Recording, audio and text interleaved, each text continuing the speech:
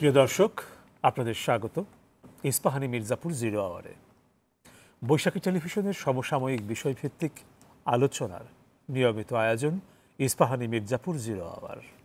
আজ আলোচনার শিরোনাম, আলোচনায় নতুন প্ল্যাটফর্ম ও জাতীয় নাগরিক কমিটি। কথা বলার জন্যে দুজন অতিথি আমাদের সঙ্গে যুক্ত হবেন। এর ভিতরে একজন আমাদের মাঝে উপস্থিত রয়েছেন, অপরজন কিছুক্ষণের মধ্যে আমাদের সঙ্গে যুক্ত হবেন বলে আশা করছি। যিনি স্টুডিওতে আমাদের মাঝে এরই মধ্যে উপস্থিত আছেন, তার সঙ্গে পরিচয়ের পর্বটি সেরে দিচ্ছি। আমাদের আজকের অতিথি এবি পার্টির সদস্য সচিব মুজিবুর রহমান মঞ্জু। ধন্যবাদ আপনাকে আমাদের এই অনুষ্ঠানে। ধন্যবাদ। আমরা আশা করছি অপর অতিথি অল্প সময়ের ভেতরে আমাদের সঙ্গে যুক্ত হতে পারবেন। আমরা আলোচনায় যাওয়ার আগে যথারীতি এক নজর দেখে নেব বৈশাখী সংবাদের শিরোনাম। ছাত্র জনতার আন্দোলনে গুলিতে ঢাকা সহ সারা দেশে ৬৪৪ জন নিহত, আহত ১৯,৫০০ জানিয়েছে স্বাস্থ্য অধিদপ্তর। জুলাই বিপ্লবে বহু আহত তরুণ শারীরিকভাবে আজীবনের জন্য ক্ষতিগ্রস্ত, শুধু রাজধানীর পঙ্গু হাসপাতালে হাত পা কাটতে হয়েছে ২১ জনের। ছাত্র জনতার অভ্যুত্থানের সুফল পেতে গণতন্ত্র ও আইনের শাসন চান মির্জা ফখরুল, সংস্কার শেষে যৌক্তিক সময়ে নির্বাচন দাবি। ছাত্র জনতার আন্দোলনে রংপুরে আবু সাইদ হত্যায় অভিযুক্ত ২ পুলিশ সদস্য গ্রেপ্তার, চট্টগ্রামে শেখ হাসিনার বিরুদ্ধে সাইবার নিরাপত্তা আইনে মামলা। এবং দুদকে গিয়েছিল আমেরিকার FBI এর একটি দল, বিগত সরকারের মন্ত্রী এমপিদের পাচার করা অর্থ ফেরত আনতে সহায়তা চেয়েছে কমিশন। দেখছিলাম বৈশাখী সংবাদের শিরোনাম, যাচ্ছি আলোচনায়। আমাদের আরও একজন অতিথি এরই ভেতরে যুক্ত হয়েছেন, পরিচয়টি তার সঙ্গেও আমরা সেরে নিচ্ছি। আছেন বৈষম্য বিরোধী ছাত্র আন্দোলনের সমন্বয়ক রেজওয়ান আহমেদ রিফাত। আপনাকে স্বাগত আমাদের এই অনুষ্ঠানে। আমরা আলোচনার পূর্বে যাচ্ছি মুজিবুর রহমান মঞ্জু, প্রথমে আপনার কাছে আসছি। ছাত্র জনতার আন্দোলন, গণ অভ্যুত্থান পরবর্তী যে বাস্তবতা, যে নতুন বাস্তবতায় বাংলাদেশ, সেখানে আমরা এই অভ্যুত্থান পরবর্তী সময়ে অন্তর্বর্তী সরকার গঠন, তারপরে আমরা অন্তর্বর্তী সরকারের নানা কিছু তৎপরতার পাশাপাশি নানা ধরনের নানা পেশার মানুষের বিবিধ সংযুক্তি এবং সক্রিয়তা দেখতে পাচ্ছি এই বাস্তবতায়। এবং এই আপনার যে সংগঠন বা আপনাদের যে সংগঠন এবি পার্টি, তাদের তৎপরতাতেও নতুন মাত্রা যোগ হয়েছে। আপনারা নিবন্ধন প্রাপ্তির একটি বিষয় বা ছিল, বাকি সেটি লম্বা একটা সময় অপেক্ষার পর আপনারা সেটি পেয়েছেন। আবার আমরা এদিকে দেখেছি যে জাতীয় নাগরিক কমিটি বলে নতুন একটি প্ল্যাটফর্ম আত্মপ্রকাশ করেছে এবং পেশাজীবীদের ভেতরেও কিছু প্ল্যাটফর্ম আত্মপ্রকাশ করতে আমরা দেখছি। এই বিষয়গুলি নিয়ে আলোচনা হবে। আপনার কাছে প্রথমেই জানব, আপনার নতুন সাংগঠনিক যে যাত্রা বা যে প্রাপ্তি, সেই জায়গাটি এবং জাতীয় নাগরিক কমিটি বলে যে নতুন প্ল্যাটফর্মটি হলো, সেই বিষয়ে আপনার অভিমত। ধন্যবাদ। আসলে প্রথমে আমরা অভিনন্দন জানাচ্ছি নতুন যে প্ল্যাটফর্মটা হয়েছে জাতীয় নাগরিক কমিটি। আমরা অলরেডি আমাদের দলের পক্ষ থেকে আমরা একটা অভিনন্দনও জানিয়েছি, প্রেসে আজকে এসেছে বিভিন্ন জায়গায়। তো আর আপনি যেটা প্রাসঙ্গিকভাবে বলেছেন যে আরও বিভিন্ন সংগঠন, বিভিন্ন ধরনের সংগঠনের আত্মপ্রকাশ ঘটছে আমরা দেখেছি। তো প্রথম কথা হচ্ছে যে আমাদের জাতীয় যে অধিকার, যে মানুষের কথা বলার অধিকার, সংগঠন করবার অধিকার, এই জিনিসটা তো আমাদের মানে একটা, আমি মনে করি এই দীর্ঘদিন ধরে একটা ভয়ে ভীতির মধ্যে ছিল যে একটা সংগঠন করব, নতুন কিছু করব। একটা সংগঠন করতে গেলে আমরা দেখেছি কি আপনার গোয়েন্দা সংস্থাগুলো খুব ঝাঁপিয়ে পড়ে যে এটা কেন হলো, কোত্থেকে আসলো, কি পরিচয়, ইত্যাদি ইত্যাদি। তো এখন সম্ভবত সেই ভয় ভীতিটা কম। সেখানে রিফাত আছে, সে বলতে পারবে ওরা আন্দোলন করেছে। তো এটা একটা হতে পারে যে ভয় ভীতি নাই, এখন সবাই সবার মতটা খোলামুখে প্রকাশ করতে পারছে, যার যার ইচ্ছা সংঘবদ্ধ হওয়ার যে চেষ্টাটা সেটা সে করছে। আর একটা বিষয় হচ্ছে যে এবারের আন্দোলনটার একটা প্রকৃতি হচ্ছে এখানে সবাই সম্পৃক্ত হয়েছে। মানে আপনি যদি ধরেন যে 5ই আগস্টে যখন খবর প্রকাশ হলো যে শেখ হাসিনা পালিয়ে গেছে, চলে গেছে, তখন মনে হয় ঢাকা শহর না সারা দেশের এমন কোনো বাড়ি নাই যেখানে মা বাবা বাচ্চারা রাস্তায় বেরিয়ে আসে নাই। কারণ মানুষের নানা রকমের থাকে। ধরুন আমরা 16 বছর ধরে সংগ্রাম করেছি, অনেকে আছে যে তারা হয়তো জীবনের নিরাপত্তার ভয় হলেও রাস্তায় নামতে পারে নাই, কিন্তু সেই দিন সবাই মনে করেছে আজকে অন্তত আমার রাস্তায় নামা উচিত। তো ফলে এই আন্দোলনে কেউ বলতে পারবে না যে কেউ এখানে সম্পৃক্ত ছিল না। তো এখন স্বাভাবিকভাবে সবার যার যার জায়গা থেকে এসে হয়তো মনে করছে যে আমি একটা সংগঠন করব, আমি একটা নাগরিক প্ল্যাটফর্ম করব, আমি একটা দাবি আদায়ের সংগঠন করব। দেখেন আজকে কিন্তু ঢাকা শহরের প্রচুর রাস্তা বন্ধ ছিল, বিশেষ করে তেজগাঁতে আমরা দেখেছি পলিটেকনিক ইনস্টিটিউটের ছাত্র রাস্তার ওখান থেকে শুরু করে মগবাজার আজকে প্রায় 3 থেকে 3.5 ঘন্টার জ্যামে ছিল এই অঞ্চলের লোকেরা। তো এটা একটা পজিটিভ দিকও আছে, আবার নেগেটিভ দিকও আছে। নেগেটিভ দিক হচ্ছে যে মানুষের জনভোগান্তি হচ্ছে খুব বেশি। আবার পজিটিভ দিক যদি আপনি দেখেন যে এই ছাত্ররাই কিন্তু বৈষম্য বিরোধী আন্দোলন করেছে, তারাই কিন্তু এখন আবার তাদের যে বৈষম্য ছিল, তাদের যে দাবি দেওয়া 6 দফা দাবি নিয়ে তারা কিন্তু আবার রাজপথে নেমে এসেছে। তো আমরা সবসময় বলি কি, একটা অস্থির সময় পার করছি আমরা। দীর্ঘ সময় যখন ওই যে পানি বাঁধ দিয়ে রাখে না, তখন যখন পানি বাঁধ ভেঙে যায় তখন কিন্তু একসাথে হুড়মুড় করে সব পানি আপনার গড়িয়ে পড়ে। তো সেই একটা গড়ানো থেকেই আপনি যে কথাটা বলেছেন যে বিভিন্ন দল, বিভিন্ন ফোরাম, বিভিন্ন প্ল্যাটফর্মের উদ্ভব ঘটছে। তো এটার দুটি দিক আছে, একটা হচ্ছে ওয়েলকাম করার একটা দিক আছে যে না সবাই সবার মত প্রকাশ করতে পারছে, আর একটা দিক হচ্ছে এটার সুযোগে আবার অনেকে সুবিধাও নিচ্ছে যে আমরাও একটা প্ল্যাটফর্ম করি বা আমরাও একটা সংগঠন দাঁড় করা এ ধরনের হচ্ছে। তবে আপনি যেটা বলেছেন যে নাগরিক কমিটি নামে যেই প্ল্যাটফর্মটা হয়েছে, সেটা আমি যতদূর জানি, যতটুকু আমি শুনেছি, সেটা হচ্ছে যে এই বৈষম্য বিরোধী ছাত্রদেরই এটা একটা নাগরিক প্ল্যাটফর্ম হতে পারে। এটাকে কেন্দ্র করে আস্তে আস্তে এটা একটা পলিটিক্যাল প্ল্যাটফর্ম, পলিটিক্যাল পার্টি আকারেও এটা টার্ন করতে পারে। প্রাথমিকভাবে কিন্তু ওনারা পরিষ্কার করে এটি বলেছেন যে তারা এটিকে রাজনৈতিক সংগঠন বলে মনে করছেন না বা তারা দাবি করছেন না, এটি তারা বলেছেন। এটা আমি ঠিক বলতে পারছি না কতটুকু বিষয়, কারণ এখানে আমি দেখেছি বিভিন্ন দল, বিভিন্ন চিন্তার লোকেরা এসেছেন।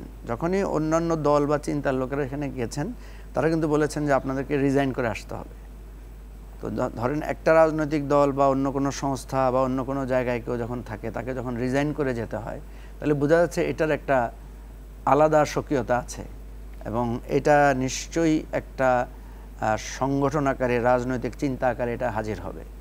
এটা একটা সম্ভাবনা। যদি সেটা না থাকতো তাহলে তো আমরা সবাই, যেমন ধরেন আপনাকে তো আপনি যদি কোনো একটা সামাজিক সংগঠনে যুক্ত হন, তাহলে তো আমি বলবো না যে আপনি বৈশাখী টেলিভিশনে চাকরি ছেড়ে এখানে আসেন। যখনই আমি বলবো যে আপনি আপনার এই জায়গাটা ছেড়ে আসেন, তখন বোঝা যাবে এটা একটা কনক্রিট চিন্তা নিয়েই এটার একটা অগ্রসরতা হচ্ছে। তা আমি এটাকে খারাপ মনে করি না। আমি মনে করি যে ছাত্ররা যেই স্বপ্নটা, চিন্তাটা দেখেছে, এটাকে কেন্দ্র করে যদি একটা রাজনৈতিক প্ল্যাটফর্ম হয়, সেটা খারাপ কিছু না। আমার আশঙ্কার জায়গাটা অন্য জায়গায়। সেটা হচ্ছে আমাদের দেশে সাধারণত যেটা হয় যে একটা বৃহৎ চিন্তা থেকে আমরা একটা ঐক্যবদ্ধ হই। যখনই দেখা যায় সেখানে আমি একরকম চিন্তা করছি, রিফাত একরকম চিন্তা করছে বা আপনি একরকম চিন্তা করছেন, তখন আমাদের মধ্যে একটা সন্দেহ সংশয় সৃষ্টি হয় যে এরকম তো ছিল না, আমরা তো একটা বৈষম্য বিরোধী দাবিতে এসেছি, এখন আবার রাজনৈতিক দল কেন, রাজনৈতিক সংগঠন কেন? এটাকে কেন্দ্র করে আশঙ্কা তৈরি হয় যে তাদের মধ্যে কোনো বিভেদ তৈরি হয় কিনা। আপনি দেখেছেন, আমি যদি ভুল না করে থাকি, বৈষম্য বিরোধী ছাত্রদের খাগড়াছড়িতে একটা প্রোগ্রাম ছিল, সেখানেও একটা সামান্য ভুল বোঝাবুঝি হয়েছে এবং সেখানে তারা প্রোগ্রামটা ভালোভাবে করতে পারে নাই। সম্ভবত হাসনাত আবদুল্লাহ সেখানে গিয়েছিল। এরপরে আপনার আরেকটা পেয়েছি যে সার্জিস গিয়েছিল সম্ভবত আপনার নরসিংদীতে, সেখানেও তাদের মধ্যে একটা কোন্দলের কারণে সেখানেও সে প্রোগ্রামটা করতে পারে নাই। তো এই যে বিভক্তি বা এই যে মতবিরোধটা শুরু হচ্ছে, এই রাজনৈতিক উদ্যোগকে নিয়ে যাতে এই বিরোধটা তৈরি না হয়, এটা আমার একটা আশঙ্কার জায়গা, সেই জায়গাটা আমি প্রকাশ করলাম। তো এইটা রাজনীতিটা খুব চ্যালেঞ্জিং একটা জায়গা। আপনি দেখেছেন এর আগে যখন কোটা বিরোধী আন্দোলন করেছে, নুরুল হক নূর বা রাশেদরা বা ফারুকরা, তারা যখন আন্দোলনটা করেছে, তখনও কিন্তু একটা বিরাট ইউনিটি তৈরি হয়েছিল, সারা দেশের মানুষ এটাকে সমর্থন দিয়েছিল, প্রত্যেক দলের লোকেরা, মানে সরকার, মানে আওয়ামী লীগ বিরোধী প্রত্যেকেই এটার সাপোর্টে ছিল। কিন্তু যখনই তারা একটা রাজনৈতিক দল আকারে হাজির হয়েছে, তখন কিন্তু তাদের শুধু অন্যদের সমর্থন তাদের সাথে সরে যায় নাই, তাদের নিজেদের মধ্যেও আস্তে আস্তে বিরোধ তৈরি হয়ে তাদের মধ্যে একটা বিভক্তি তৈরি হয়েছে। তো তো এই জায়গাটা রাজনীতির জায়গাটা একটা চ্যালেঞ্জ আছে। এই চ্যালেঞ্জটা কিন্তু তাদেরকে বাস্তবতা যখন মোকাবেলা করতে হবে তখনই হবে প্রকৃত একটা জটিল পরিস্থিতি। তো আমি শুভকামনা করব। আমি একটা লেখায় পড়েছিলাম, আমি কার লেখাটাকে এই মুহূর্তে মনে করতে পারছি না, যে রাজনীতি একটি শিল্প কিন্তু মনে রাখতে হবে এটা জটিল শিল্প, এরকম একটা বাক্য ওই লেখাটার ভেতরে ছিল। আপনার কথায় মনে পড়ে গেল সেই জি জি জি, মানে আমরা যেটা বলি যে আমরা যখন পলিটিক্যাল সায়েন্স পড়েছিলাম তখন বলতো যে political science is the father of all science. হ্যাঁ, তো এখন ব্যাপার হচ্ছে আবার এটা নিয়ে বিতর্ক আছে যে পলিটিক্সটা আবার সায়েন্স আছে কিনা। আপনি তো জানেন রাজনীতি নিয়ে হেন কোনো কথা নাই যে যেটা নাই, যে বলছে রাজনীতিতে শেষ কথা বলতে কিছু নাই।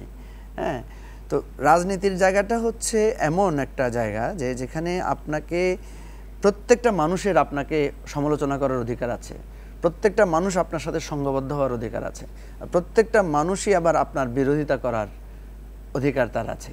তো এই সবাই যদি তার অধিকার প্রয়োগ করে, সবাই যদি তার গণতান্ত্রিক অধিকারটাকে অপব্যবহার করে, তাহলে তো আপনি কখনো একটা দল আকারে গড়ে উঠতে পারবেন না। তো সেই জন্য আমাদের দেশে পলিটিক্যাল ইনস্টিটিউশনসগুলো প্রপারলি দাঁড়ায় নাই এটার জন্য যে আপনি দেখবেন যেই রাজনৈতিক দল আমরা গণতন্ত্রের কথা বলছি, স্বৈরতন্ত্রের বিরোধিতা করছি, অথচ আমাদের দলের মধ্যে স্বৈরতন্ত্র আছে, আমাদের দলের মধ্যে গণতন্ত্রের অভাব আছে। আমরা সরকারকে বলছি সে সংবিধান মানে না।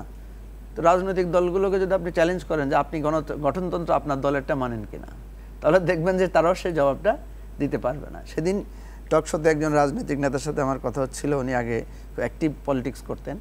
উনি বললেন যে ছাত্ররা যে বিভিন্ন জায়গায় ঘেরাও করছে যে আমরা একে মানি না, একে মানি না, ছাত্ররা তো কোনো রাজনৈতিক দলের অফিস ঘেরাও করে নাই। যে বলতো যে আপনি 20 বছর ধরে সভাপতি আছেন কেন, আপনি 15 বছর ধরে সভাপতি কীভাবে আছেন, ডেমোক্রেটিক্যালি আপনি ইলেক্টেড হয়েছেন কিনা। তো বাস্তবতা হচ্ছে যে আজকে আমরা যে পরিবর্তনের কথা বলছি, আজকে আমরা যে সংস্কারের কথা বলছি, সংস্কার তো শুধু একটা ছোট জায়গায় সংস্কার হলে তো হবে না, সার্বিক সংস্কারটা আমাদের লাগবে। সার্বিক সংস্কার হলেই আমাদের মধ্যে পরিবর্তনটা হবে।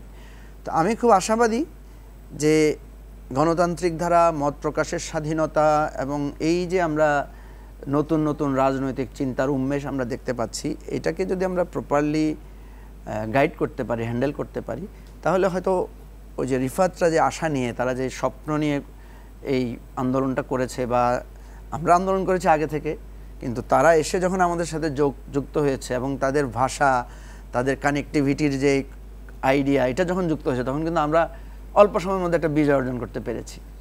তো ডেফিনেটলি আমাকে স্বীকার করতে হবে তারাই এখন আমাদের নেতা। তারাই অনেক সময় হয় না, বাবা এক সময় গিয়ে সন্তানের নেতৃত্ব গ্রহণ করে, সন্তানকে জিজ্ঞেস করে বাবা আমি একটু এখানে যাব কিনা, ঠিক উল্টাটা আর কি। একটা সময় সন্তান বাবাকে জিজ্ঞেস করতো, আর এখন বাবা সন্তানকে বলে যে বাবা আমি একটু 2 দিনের জন্য গ্রামে যেতে চাই, বা আমি একটু তোমার বোনের বাড়িতে যেতে চাই। ঠিক আমি মনে করি ছাত্ররা যে নেতৃত্বটা গ্রহণ করছে এখন তাদের জন্য চ্যালেঞ্জ, সে আসলেই বাবার অভিভাবকত্ব সে নিতে পারবে কিনা। তো এই যে তারা এখন রাজনৈতিক প্ল্যাটফর্ম করছে বা নাগরিক প্ল্যাটফর্ম করছে, এটার মধ্য দিয়ে কিন্তু তাদের চূড়ান্ত পরীক্ষাটা শুরু হয়েছে। এখন তারা এখন বুঝবে যে তারা যে রাজনৈতিক দলকে বা তারা যে সরকারকে সমালোচনা করেছে, তারা যে প্রত্যাশাটা চেয়েছে, সেটা কতটুকু কঠিন। আমরা বলি না যে প্রথম সন্তান হলেই আমি বুঝি, বাবার গুরুত্বটা বুঝি, তাই না? তো একটা মানুষ যখন বাবা হয় তখন সে তার বাবা মায়ের প্রতি কিন্তু দরদটা বেড়ে যায়। তো এখন এই যে ছাত্ররা আস্তে আস্তে প্রথমে ছিল তারা নিজেদের দাবিতে, ওই যে বলছে যে তারা নিজে চেয়েছে চাকরি, এখন সেই হয়ে গেছে চাকরিদাতা। মানে এত ম্যাসিভ একটা চেঞ্জ। সে চেয়েছে কোটাবিহীন, এখন সে মানে ধরেন ওই যে বলছে যে নাহিদ এবং আসিফ যে আজকে উপদেষ্টা হলো, তারাও তো কিন্তু একটা কোটাই হয়েছে, যে তারা ছাত্রদের কোটা, ছাত্রদের পক্ষ থেকে, ছাত্রদের প্রতিনিধি হিসেবে তারা এখানে এসেছে। তো এখন কথা হচ্ছে এই যে ট্রান্সফরমেশন, এই যে তাদের দাবির পক্ষ থেকে, আপনি দেখেন কালকে আপনি রাস্তাঘাট বন্ধ করে আন্দোলন করেছেন, আজকে আপনাকে রাস্তা ছুটানোর দায়িত্ব আপনাকে নিতে হচ্ছে। কালকে আপনার পুলিশের সাথে সংঘর্ষে আপনি জড়িত হয়েছেন, ডিউ টু পুলিশ আপনাকে মেরেছে, আপনি মনে করেছেন এই মারের প্রতিবাদ করাটা আমার জন্য যৌক্তিক, বৈধ, এটা আমার অধিকার। আজকে আপনাকে সেই পুলিশকে হাতে পায়ে ধরে বলতে হচ্ছে যে তুমি আসো, ডিউটি করো, থানায় বসো। সব রাজনৈতিক দলগুলো, ছাত্ররা গিয়ে গিয়ে কিন্তু পুলিশকে বলছে ভাই আপনারা অফিস করেন, আপনাদের নিরাপত্তার ব্যাপারটা আমরা দেখছি, ইত্যাদি ইত্যাদি বিষয়। তো সেজন্য এভাবেই আমি মনে করি যে সমাজের দায়িত্বের জায়গাটা একটা অধিকারের প্রশ্ন থেকে গিয়ে তখন চূড়ান্ত দায়িত্বে তাদের উপনীত হয়।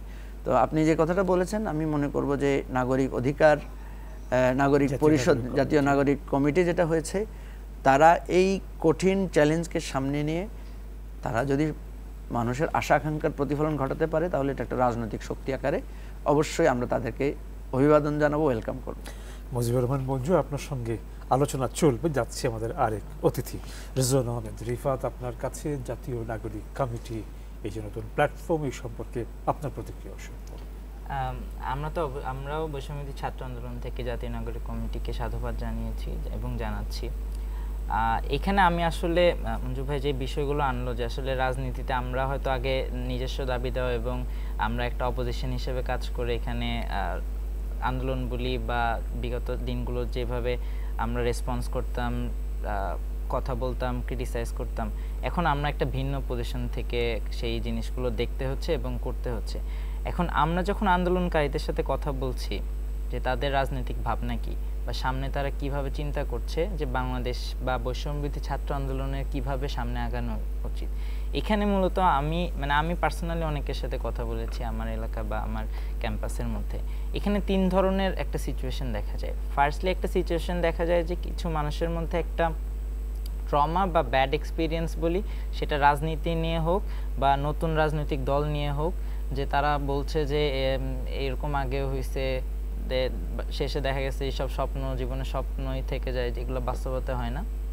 দ্বিতীয় একটা শ্রেণী আছে, তারা জানতে চায় যে আসলে বৈষম্যবিরোধী ছাত্র আন্দোলন যদি রাজনৈতিকভাবে যায়, রাজনৈতিকভাবে কোনো একটা প্ল্যাটফর্মে রূপান্তর করে বা জাতীয় নাগরিক কমিটি যদি একটা রাজনৈতিক প্ল্যাটফর্মে রূপান্তরিত হয়, সেইটা বাংলাদেশের জন্য কি মানে হচ্ছে যে আমি এটা কি ধরনের রাষ্ট্র গঠন করতে যাচ্ছি, আমার রাজনৈতিক ভিশন কি এখানে, এবং আমার এখানে সামাজিক ভিশন কি। কারণ বাংলাদেশের এখন যে বাস্তবতাটা রাজনীতি এবং রাজনীতিটা থেকে বড় আমার যেটা মনে হয় যে বাংলাদেশে মনস্তাত্ত্বিকভাবে একটা ফ্যাসিজম এখানে প্রতিষ্ঠা হয়ে গিয়েছিল, যে আমি একটা কথা বলতে যাব, আমি আমার আচার আচরণের মধ্যেও আমার রেস্ট্রিকশন চলে আসছিল এবং সেই রেস্ট্রিকশনটা এখনও আছে।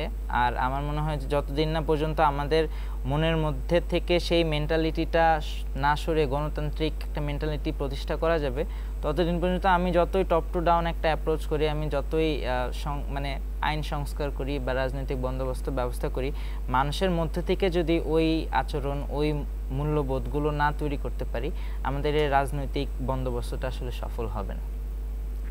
আর শেষ যেই আমরা একটা শ্রেণীর সাথে কথা বলি, তারা মূলত অপটিমিস্টিক। তারা আমাদের উপর বিশ্বাস করে বা যারা আন্দোলনকারী ছিল তাদের উপর বিশ্বাস করে যে আগে যা হয়েছে সেটা পজিটিভ হোক নেগেটিভ হোক, বাট এখনকার সিচুয়েশনটা ডিফারেন্ট। এই স্বতঃস্ফূর্ততা এবং এই গণজোয়ার দেখে তারা অবশ্যই এখন হোপফুল যে বাংলাদেশে এখনই হয়তো শেষ সময় বা এখনই প্রথম সময় একটা রিফরমেশন নিয়ে আসার জন্য। আর আরেকটা বিষয় আমি একটু উল্লেখ করতে চাই, আমরা হয়তো সবসময় বলছি যে এখানে বিভিন্ন শ্রেণী পেশার মানুষের রিপ্রেজেন্টেশন হচ্ছে, কথাবার্তা হচ্ছে, তারা দাবি দেওয়া তুলে ধরছে, কিন্তু বাংলাদেশের বিভিন্ন সেক্টরে যে শ্রমিক শ্রেণীটা আছে তাদের কিন্তু কোনো রিপ্রেজেন্টেশন বা দাবি দেওয়া বা ফরমেশন কিন্তু আমরা দেখতে পাচ্ছি না। আমরা বিগত বছরগুলোতে দেখেছি মালিক শ্রমিক সমিতি, যেখানে মালিক এবং শ্রমিকের স্বার্থ হচ্ছে সম্পূর্ণ আলাদা। যদি একেবারে সিম্পলিভাবে চিন্তা করি, মালিক চাচ্ছে মুনাফা করতে, শ্রমিক চাচ্ছে তার ন্যায্য অধিকার। সেইখানে মালিক শ্রমিক সমিতি দেখেছি আমরা আমাদের পরিবহন সেক্টরটাকে কন্ট্রোল করতে। সেখানে আসলে কি শ্রমিকদের স্বার্থ রক্ষা করা হতো নাকি মালিকদের স্বার্থ রক্ষা করা হতো? আমরা গার্মেন্টস সেক্টরে এই বিষয়গুলো বলছি, গার্মেন্টসে তো কোনো ট্রেড ইউনিয়ন করার কোনো সুযোগ ছিল না। যারা ট্রেড ইউনিয়ন করতো তারা বাহিরে, ভিতরে যে একেবারে গার্মেন্টস ওয়াইজ ট্রেড ইউনিয়ন হবে বা সেখানে এই ধরনের একটা আলোচনা হবে, ট্রেড ইউনিয়ন অর্থাৎ একটা ফোরাম, আমি আমার কথাগুলো একটা ফোরামে তুলে ধরবো, সেই কোনো বন্দোবস্ত ছিল না। আমরা দেখেছি বহু পাটকলস হয়তো দিনের বিনা বেতনে একদিনের 5 দিনের 1 সপ্তাহ নোটিসে বন্ধ হয়ে গেছিল। সেই পাটকল নিয়ে কি আমরা এখন আলোচনা দেখছি? সেই যে শ্রমিকগুলো এখনও হয়তো অনেকে বিনা বেতনে, তাদের 1 বছর 2 বছর 5 বছরের বেতন নাই, সেই বেতন নিয়ে কি আমরা আলোচনা কিন্তু দেখছি না। তো আমরা যখন যতটা বলছি যে এই আন্দোলনটা সম্পৃক্ততা সবার ছিল, এটা অবশ্যই সত্য, অবশ্যই শ্রমিক শ্রেণী বলি বাংলাদেশের প্রত্যেকটা শ্রেণী পেশার মানুষের এখানে অবস্থান ছিল, কিন্তু যখন আমরা আসলে সেই হিসাবটা মিলাচ্ছি যে সবাই যখন তার দাবি দেওয়া নিয়ে আসছে, তখনও আমাদের এই বিষয়টা মাথায় রাখতে হবে কি সেই দাবি দেওয়ার মধ্যে কি সবার রিপ্রেজেন্টেশনটা আসছে কিনা। ঠিক আছে, আমরা আরেকটি যে প্রশ্নটি রেখে আপনার সঙ্গে আলোচনাটা শুরু করেছিলাম আপনার কাছে, যে জাতীয় নাগরিক কমিটি, হ্যাঁ, এই বিষয়ে আপনার প্রতিক্রিয়াটা শুনবো। এখন যেহেতু একটু বিরতির কাছে চলে এসেছি, বিরতির পর আবারও যখন আপনার কাছে ফিরবো সেটি জানতে চাইবো, এবং কোনো ধরনের কোনো সম্পর্ক, সেটি মতাদর্শিক হতে পারে কিংবা কোনো ধরনের সাংগঠনিক হতে পারে, সেটিও আপনারা অনুভব করছেন কিনা, ভাবছেন কিনা, সেটিও শুনবো বিরতির পর যখন আবারও ফিরবো আপনার কাছে। তখন প্রিয় দর্শক, ইস্পাহানি মির্জাপুর 0 আওয়ারের সময় হয়ে গেল একটা বিরতি, ফিরবো অল্প সময়ের ভেতর। আশা করি সঙ্গেই থাকছেন।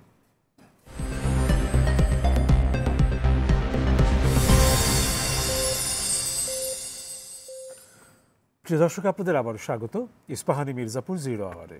ধন্যবাদ বিরতির সময়টুকু আমাদের সঙ্গে থাকার জন্য। ফিরছি আলোচনায়। মুজিবুর রহমান মঞ্জু, আবারও আসছি আপনার কাছে নতুন রাজনৈতিক বাস্তবতা, এবং যেখানে নানা ধরনের নতুন রাজনৈতিক বন্দোবস্তের কথা আমরা শুনতে পাচ্ছি। এর ভেতরে রাজনৈতিক প্রক্রিয়ার অংশ হিসেবে আপনি নিজেও আছেন, আপনার সংগঠনও আছে, এবং সার্বিক অন্যান্য যে সমস্ত তৎপরতা আপনি দেখছেন, এই নতুন রাজনৈতিক বন্দোবস্ত কি কতদূর শুনবোটা আপনার কাছ থেকে? নতুন রাজনৈতিক বন্দোবস্তের আওয়াজটা কিন্তু আপনার এই ফেসিবাদ যখন খুব জেঁকে বসেছে, ধরে নিতে পারেন যে তারা যখন এর আগের ইলেকশনটা করলো, অর্থাৎ যেটা আগের রাতে ভোটটা করলো, তখন আমরা কিন্তু টের পেলাম যে এই সরকার অ্যাকচুয়ালি এমন একটা জায়গায় গেল যে সে তাকে নামানোর সব পথ বন্ধ করে দিচ্ছে। আমরা একটা সরকার পরিবর্তন করি কিভাবে? সরকার পরিবর্তনের আসলে বৈধ পদ্ধতি ভোটের মাধ্যমে, একটা ভোটের মাধ্যমে। আর এর বাইরে আমরা দেখি সরকার পরিবর্তনের আর দুটো পদ্ধতি আমরা সমাজে প্রচলিত আছে আমাদের এখানে, বা আমাদের হিস্ট্রিতে হয়েছে। একটা হচ্ছে গণ অভ্যুত্থান, আর একটা হচ্ছে সামরিক, যেটাকে সামরিক কু আমরা বলে থাকি। তো আওয়ামী লীগ যেটা করেছে, দেখেন, সে সামরিক বাহিনীতে এমন একটা পরিস্থিতি তৈরি করেছে যে যাতে সামরিক কু আর হতে না পারে।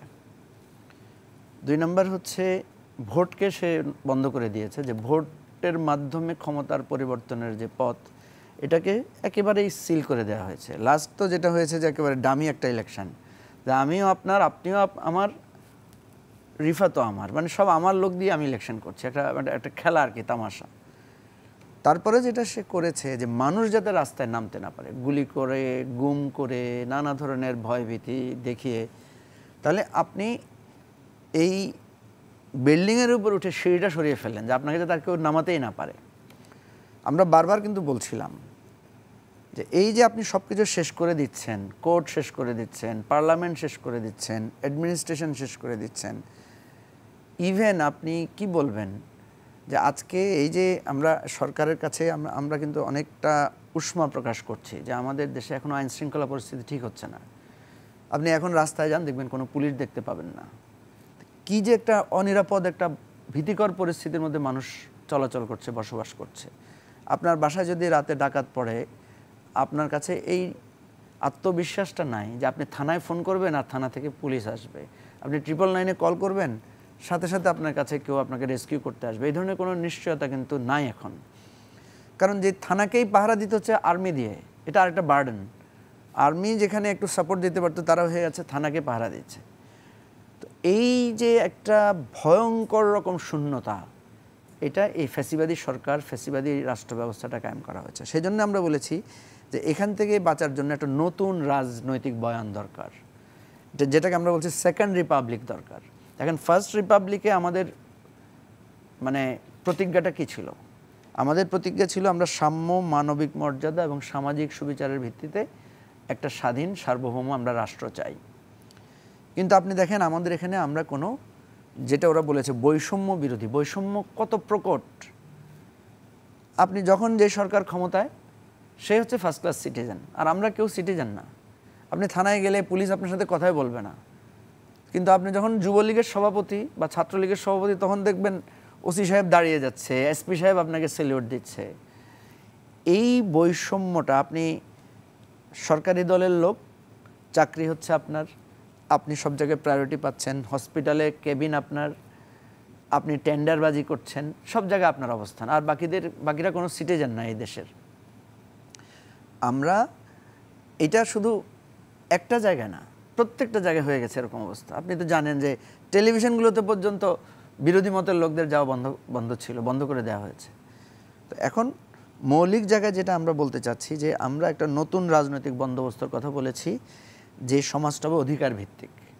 আমরা আমাদের যেই অঙ্গীকারটা ছিল সাম্য, মানবিক মর্যাদা এবং সামাজিক সুবিচারের ভিত্তিতে আমরা একটা গণতান্ত্রিক অধিকারের রাষ্ট্র চাই, যেখানে সবার অধিকারের জায়গাটা সে যে যার কথাটা সে বলতে পারবে।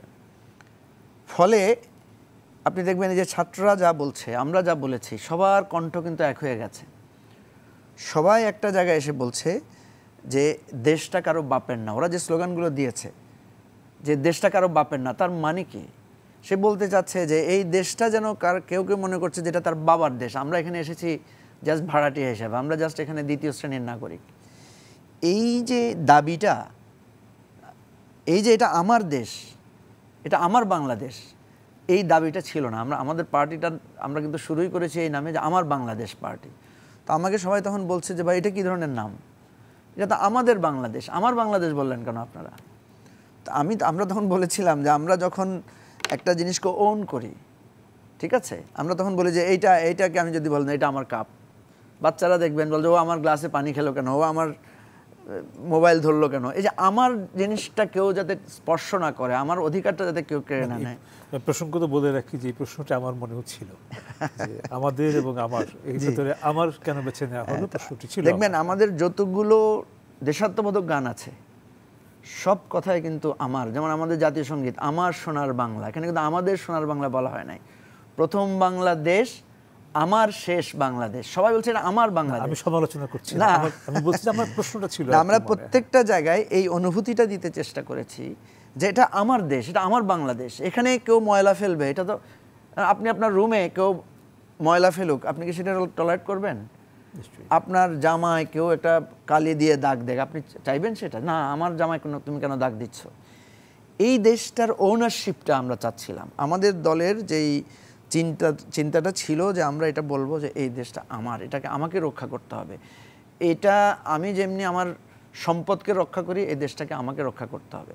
তো আমরা খুবই আনন্দিত যে আমরা একটা নতুন উদ্যোগ নিয়েছি, ঠিক আছে, কিন্তু আপনি দেখেন আমাদের সকলের মধ্যে একটা মেল। ছাত্ররা যখন ডাক দিয়েছে, দেখেন আমরা যখন ডাক দিয়েছি তখন শুধু আমরাই ছিলাম।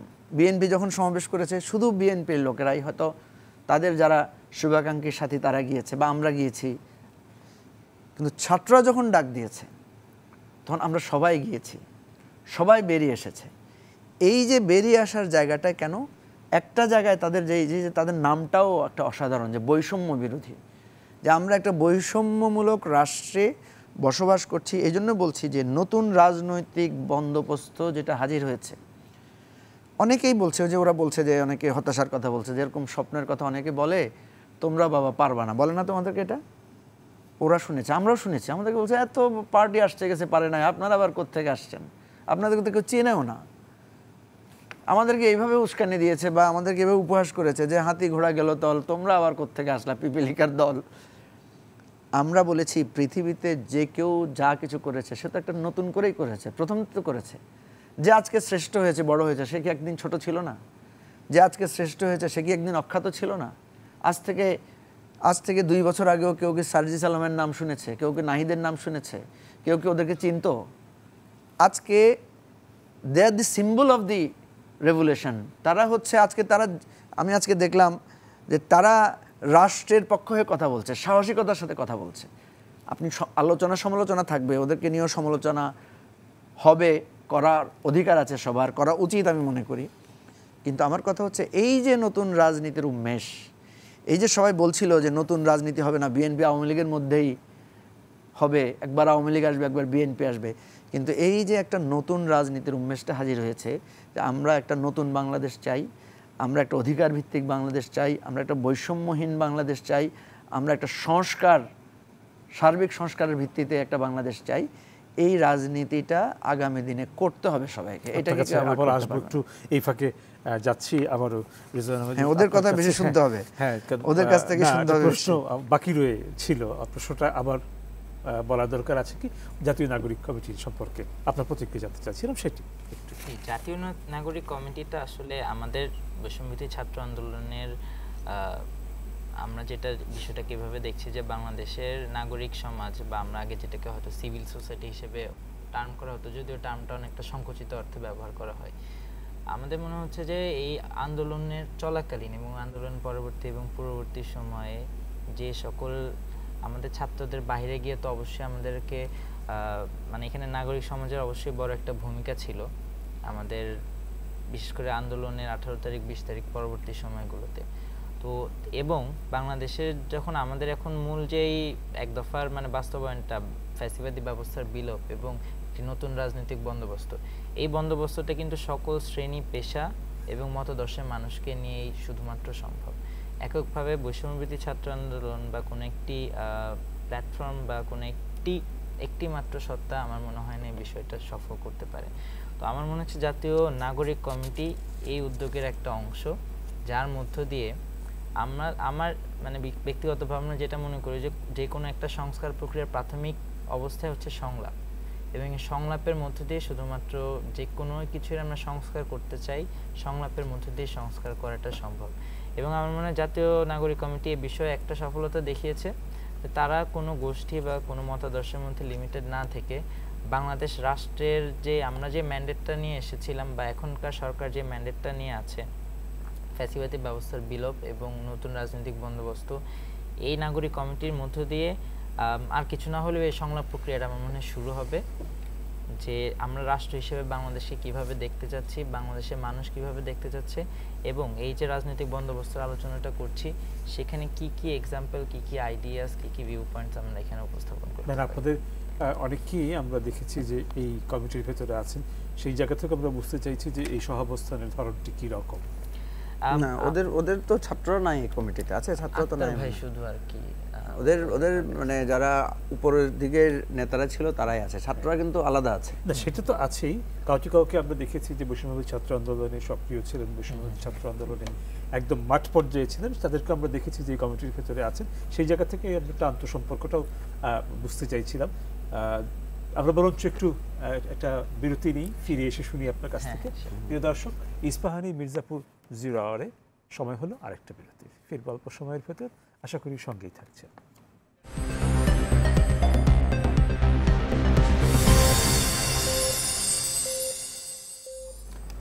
প্রিয় দর্শক, আপনাদের আবারও স্বাগত ইস্পাহানি মির্জাপুর 0 আওয়ারে। ধন্যবাদ বিরতির সময়টুকু আমাদের সঙ্গে থাকার জন্য। ফিরছি আবারও আলোচনায়। রিজওয়ান আহমেদ রিফাত, আপনার কাছ থেকে গিয়েছিলাম বিরতিতে, একটা প্রশ্ন ছিল আলাদা করে আর এখন করছি না, আপনার কাছ থেকে সরাসরি শুনতে চাই। বৈষম্যবিরোধী ছাত্র আন্দোলনের যখন শুরু হয় তখন কিন্তু এটা মূলত ছাত্রদের একটি প্ল্যাটফর্ম ছিল, এবং আমাদের আন্দোলনটাও যদি আমরা দেখি এটা কিন্তু ছাত্রদেরই প্রাধান্য ছিল। বিশেষ করে 18-19 তারিখ পর্যন্ত মোটামুটি এটা বাংলাদেশের ছাত্র সমাজের প্ল্যাটফর্ম হিসেবে প্রতিষ্ঠিত ছিল। কিন্তু পর্যায়ক্রমিকভাবে যখন দেখা যায় যে এই আন্দোলনটা ব্যাপকতা লাভ করে এবং বাংলাদেশের সকল শ্রেণী পেশার মানুষের এখানে অংশগ্রহণ এবং মানে কি বলা যায় অনেক বড় ধরনের অংশগ্রহণ এবং কন্ট্রিবিউশন হয়, সেই পরিপ্রেক্ষিতে আমরা যখন বাংলাদেশ বৈষম্যবিরোধী ছাত্র আন্দোলনের কার্যক্রমগুলো 5 তারিখের পর থেকে হয়, এখানে আমার মনে হয় যে নাগরিকদের রিপ্রেজেন্টেশনটা আমরা ওইভাবে করতে পারিনি। বাংলাদেশের জাতীয় নাগরিক কমিটি সেই রিপ্রেজেন্টেশনটা করছে, এবং আমাদের মূল এই দুইটা সংগঠনের সাথে যে সম্পর্কটা সেটা হচ্ছে যে আমাদের মূল ভিত্তি বৈষম্যবিরোধী ছাত্র আন্দোলন, যেমন মূল ভিত্তি হচ্ছে এক দফা, যে আমার ফ্যাসিবাদ ব্যবস্থা বিলোপ এবং রাজনৈতিক নতুন বন্দোবস্ত। বাংলাদেশ জাতীয় নাগরিক কমিটিও কিন্তু সেই একই পদ্ধতিতে এবং একই দফা ঘোষণা করেছে। জি, ওই 8টি দফাটা কিন্তু যদি আমরা চিন্তা করি, সেই দফাগুলো যদি বাস্তবায়ন হয়, আমাদের যে ম্যান্ডেটে গণঅভ্যুত্থানটি সংগঠিত হয়েছিল সেই ম্যান্ডেটের মধ্যেই কিন্তু পড়ে যায়। আসলে সেই 8টি দফার মধ্যে দিয়ে বাংলাদেশের রাষ্ট্রে যেমন সংস্কার হবে, নতুন রাজনৈতিক ব্যবস্থা হবে, একইভাবে ফ্যাসিবাদ যাতে আবার অন্য কোনো রূপে বা অন্য কোনো প্রশাসনিক রূপে ফেরত না আসতে পারে, সেই ব্যবস্থাটাও নিশ্চিত হবে। ধন্যবাদ। মজিবুর রহমান মঞ্জু, আবারও আপনার কাছে আসছি। জাতীয় নাগরিক কমিটি এই নিয়ে কথা হচ্ছে, কথা চলছিল, তার ধারাবাহিকতায় যদি আপনার কিছু বলার থাকে সেটি শুনবো। না, ও যেটা বলেছে রিফাত, আমার কাছে মনে হচ্ছে সেটাই সঠিক। কারণ আমি গতকালকে নাগরিক কমিটির যাদের সাথে আমি কথা বলেছি তারা আমাকে এটাই বলেছে, আমি ওদেরকে জিজ্ঞেস করেছি যে আচ্ছা এখন তো তোমাদের স্পোকসম্যান হিসেবে আমরা হাসনাতকে দেখতে পাচ্ছি, হাসনাত আবদুল্লাহকে দেখতে পাচ্ছি বা সার্জিস আলমকে দেখতে পাচ্ছি, তো তোমাদের এই নাগরিক কমিটিতে ওদের নাম নাই কেন? তখন আমি যেটা উত্তর পেয়েছি, তারা বলেছে যে না, ওরা ছাত্র বৈষম্যবিরোধী ছাত্রদের যে প্ল্যাটফর্ম ওটাতে ওরা সক্রিয় থাকবে। আর এটা হচ্ছে যেটা আক্তাররা করেছে বা আমাদের নাসির পাটোয়াররা বা সামান্তারা করেছে, এটা হচ্ছে যে এটা হবে নাগরিকদের প্ল্যাটফর্ম। এখানে এরা আস্তে আস্তে আরো অনেক সামান্তা শারমিনকে স্পোকসম্যান নির্বাচন করা হয়েছে। রাইট, ওরা সবাই মিলে এটা করবে। তো ওদের ওরা তো আসলে চিন্তা ভাবনায় অনেক বেশি আপগ্রেডেড ভাবছে, বা ওদের ভাবনাটা আমাদের জন্য, যে আমরা বলেছি না যে মানে আপনার জুম জেনারেশনের ল্যাঙ্গুয়েজ তো আমাদের বুঝতে কষ্ট হচ্ছিল, বা ওদের আলাদা এক ধরনের ওয়ার্ডিং, ওদের ভোকাবুলারি আলাদা। এখন যে জায়গাটা আমি এখানে বলতে চাই সেটা হলো যে দেখেন, আমরা এই জায়গায় কি দেখতে পাচ্ছি? একটা দেখতে পাচ্ছি অন্তর্বর্তীকালীন সরকার, একটা দেখতে পাচ্ছি অথরিটি, বৈষম্য বিরোধী ছাত্ররা। যেমন আজকে আমি দেখলাম যে বৈষম্য বিরোধী ছাত্রদের পক্ষ থেকে সম্ভবত হাসনাত আবদুল্লাহ বলছে যে আপনার সংস্কার শেষ করে তারপরে নির্বাচন হবে, এবং এটা সময় এখন বলা যাবে না, এটা একটা মানে যৌক্তিক সময়, বা সে বলছে এখনই সময় হয় না বলার জন্য। তো মানে সে কিন্তু সরকারের হয়ে কথা বলছে, কিন্তু সে সরকারে নাই। তাহলে এটা একটা অথরিটি, কোনো না কোনো অথরিটিয়ান জায়গা থেকে, মানে একটা কর্তৃত্বের জায়গা থেকে বা দায়িত্বের জায়গা থেকে সে কিন্তু কথাটা বলছে। এখন আমরা দেখতে পাচ্ছি আরেকটা প্রতিষ্ঠান হচ্ছে নাগরিক কমিটি। এখন নাগরিক কমিটি কোন পজিশন থেকে কথা বলবে? সেও কি একই রকম জায়গা থেকে বলবে, নাকি সে একটা ভিন্ন রকম জায়গা থেকে কথা বলবে? তার স্ট্যাটাসটা কী হবে? আমরা কিন্তু সাদা চোখে বা ক্লিয়ার চোখে দেখতে পাচ্ছি।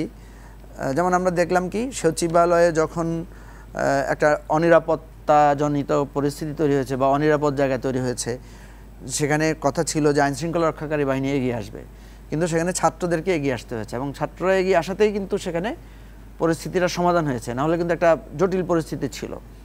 তো এখন স্বাভাবিকভাবেই নৈতিকভাবে প্রশ্ন উঠবে যে এখানে ছাত্ররা আসলো বা ছাত্রদেরকে এই জায়গায় যে আমরা আসলাম, সেখানে তার ভয়ানক দুর্ঘটনাও ঘটতে পারত। কারণ আনসাররা তো একটা আর্ম ব্যাটালিয়ান, আর্ম অথরিটি, ওদের সাথে অবৈধ অস্ত্র বা বৈধ অস্ত্র তো থাকতে পারতো, এখানে তার ভয়ানক সংঘর্ষের ঘটনা ঘটতে পারত।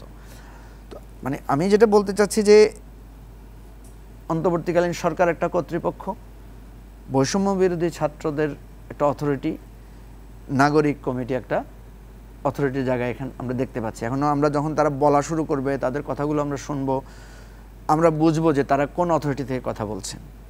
এখন এই অন্তর্বর্তীকালীন যদি সরকার যদি ফেল করে, কোনো ব্যর্থতা যদি তাদের হয়, যেমন আমরা কিছু কিছু জায়গায় বলছি যে অন্তর্বর্তীকালীন সরকারের কিছু কিছু জায়গা আমরা খুবই অসন্তোষ দেখতে পাচ্ছি। সে অসন্তোষটা কি? যেমন ধরেন আইন শৃঙ্খলা রক্ষার একটা সরকারের প্রধান দায়িত্ব হচ্ছে সে কন্ট্রোল নেওয়া, সে একটা অর্ডার করবে, সাথে সাথে এটা বাস্তবায়ন হবে। কিন্তু অন্তর্বর্তীকালীন সরকারের লোকেরা দেখছি তারা অভিযোগের সুরে কথা বলছেন, যে তারা বলছেন না আপনার এই শিক্ষা প্রতিষ্ঠানে এটা চলবে না, দখলবাজি চলবে না। তারপরে ধরেন কালকে রাজশাহীতে একটা খুবই দুর্ভাগ্যজনক ঘটনা ঘটেছে, একটা ছাত্র নেতাকে হত্যা করা হয়েছে, মব জাস্টিস হয়েছে। কালকে আমি দেখেছি যে প্রধান উপদেষ্টার সহকারী বলছে যে মব জাস্টিস আমরা মেনে নেব না।